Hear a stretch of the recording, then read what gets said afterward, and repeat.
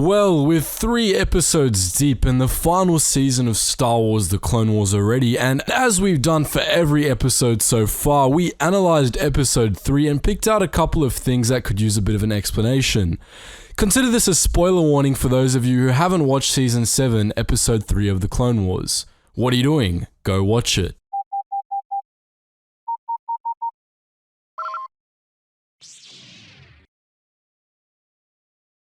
The most recent Clone Wars episode, centered around the Bad Batch's escape from Petrou, featured several new and unique droid models, many of which went without explanation. Some, like the towering Octopara tri-droid, were somewhat familiar, but others, like the Organic Decimator and the D-Wing security droid, were completely new.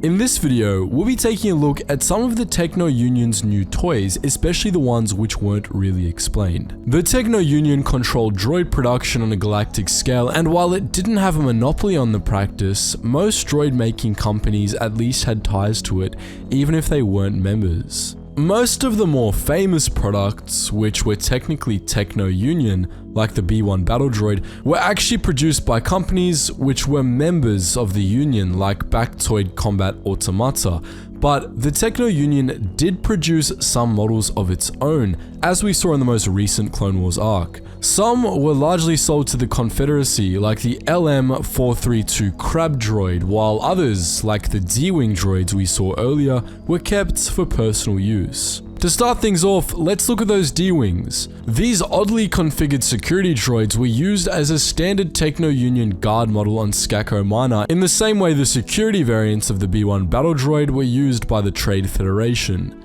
These droids appear to be cousins of some sort to the B-1, and it's not much of a stretch to guess they probably had the same logic modules due to their similar vocabulary, similar mannerisms, and similar incompetence in combat. But aside from that, the only real resemblance the D-Wings shared with their cousins was the color of their armor plating. The D-Wing is even weaker and more spindly than their common counterparts, with odd bird-like proportions and about twice as many joints, which gave Hunter plenty of opportunities to show off his vibroblade during the Bad Batch's mission to Skako Minor. They had a grand total of 2 advantages over the B-1, however.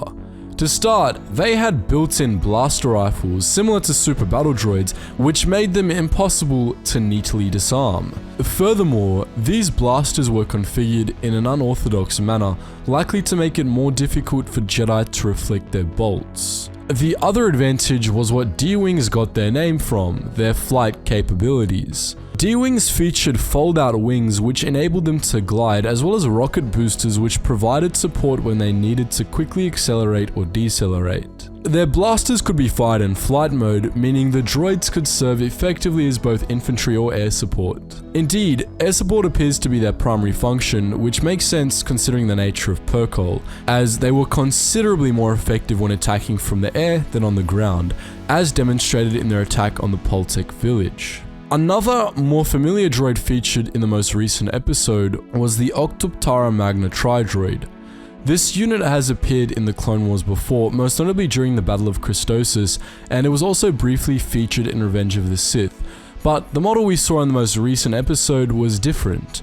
A variant the Techno Union designed, it can be presumed specifically for use on Skako Minor. Now, the tri-droid was no stranger to variants. In fact, almost every appearance of the droid has been with a different variant. There were 2 main Octopara models, the Combat tri-droid and the Magna tri-droid. Both look pretty much the same, with the same 3-legged bulb head form, which the Techno Union based the Octopara, a large, vine-climbing creature native to Skako. The difference was primarily in size. The various models of the Combat tri-droid were about as large as an AT-RT, with weaponry being the main distinguishing features between them. Some of these models had laser cannons, while others had focused beam weapons, and some even had sprays for airborne pathogens, earning the Octopara the nickname of Virus Droid. The variant we're familiar with is the Octopara Magna tri-droid, which was dramatically larger than its smaller cousin,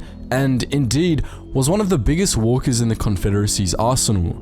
The version most commonly used by the Separatists, as seen on Christosis, was armed with laser cannons, while models operating on Magneto were shown to be armed with rocket launchers instead. What we saw attacking the Poltec village appears to have been a variant of the former. Aside from coloration, we can distinguish these new tri-droids from the ones seen on Christosis by their thrusters. They were capable of flight, allowing them to patrol Perkal more effectively, which was also useful for remote deployment elsewhere in Skako Minor. They also had beam weapons, much like some of their smaller counterparts, which they put to deadly use against the Poltecs. The beams fired by these cannons appeared to have unique properties, giving them a bit of a pinkish color. Another new droid introduced in this episode was the Organic Decimator, a droid which came out of nowhere and wasn't really explained. For those wondering why, it originally did come with an explanation. The scene was cut, however, likely due to an excess of violence,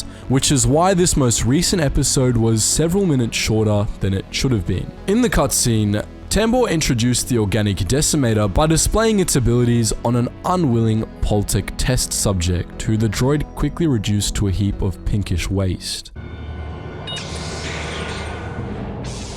The energy tentacles seek out organic matter. When one of them finds its target, the rest zero in and all organic tissues are vaporized. The Organic Decimator was an experimental droid the Techno-Union planned to mass produce and sell to the Confederacy, as it would have given them a massive advantage on the battlefield. The droid was simple in design, equipped with repulsor lifts and a cutting device which granted it access to pretty much everywhere. It was also comprehensively armored, making it tricky to destroy, unfortunately for any organic being with the misfortune of facing one. The Organic Decimator worked by projecting a dozen energy tentacles, tendrils which would scan a room looking for organic material. It would leave droids unharmed, but when a tentacle encountered organic matter, it would latch on, and the others would be drawn to it. The tendrils would hold the victim in place and then unleash an energy charge capable of outright vaporizing a sentient being, in a particularly gruesome and painful manner. Fortunately for the Republic, the Organic Decimator never saw mass production. The droid unleashed on the Bad Batch in Perkal was the only prototype, and when they destroyed it, they set the project back significantly. No other units are known to have existed, so they may well have stopped the line altogether. Perhaps this was for the best, for as far as the Confederacy was concerned, the droids could only destroy one target at a time, which is a serious vulnerability, which honestly, the Techno-Union should have thought of. The Techno-Union also directly produced the LM-432 Crab Droid, a unit you might remember from the Citadel arc, even if it didn't appear on Skako Minor. Nicknamed the Muckraker by clones, the Crab Droid was designed to operate as a light walker in environments with unstable terrain, especially swampy environments. It was capable of moving quickly along most surfaces with 4 to 6 powerful armored legs, and was even able to use its claws to gain a foothold in sheer bedrock. Crab droids were also comprehensively armored, with their bodies maintaining a low profile to their large legs. Crab droids were armed with a pair of medium anti-personnel blasters designed to gun down infantry, though they were also able to use their blasters to pierce the armor of light tanks. In addition, the forelegs of most units contained vacuums which could suck up mud and then spray it at enemy soldiers, which was how the droids got their clone jargon nickname. They were a challenging opponent for most clone squads, though veterans knew the droids had weak spots in the eyes and on their backs, and the Confederacy bought them in large supply from the Techno-Union, primarily due to their versatility and low cost. These droids terrorized escapees from the Citadel on Lola Seiyu and were also used by the Confederacy during the Battle of Utapau. While they weren't seen on Skako Minor, it's likely they were in use there to some degree, as their environment-conscious design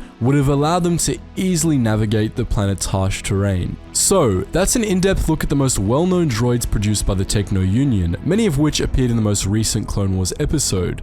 But what do you think? Are you still a big fan of the B1, or are you kind of warming up to these new D-Wings? Let us know in the comments section below. And just before you go guys, make sure you check out all those juicy links in the description below. Our our Geetsly's Gaming Network, where you can join us on Gary's Mod and Roblox, which are both receiving updates as of making this video, our main Discord server where you can chat with other like-minded Star Wars fans, and the Patreon if you want to help support the channel more than you already are by watching this video. If you do decide to donate, you get access to a special behind-the-scenes Discord where you can see how our whole team works, you can interact with us, give us suggestions and all that fun stuff. So make sure you check that out. Anyways guys, as always, thank you so much for watching and I hope to see you in the next video.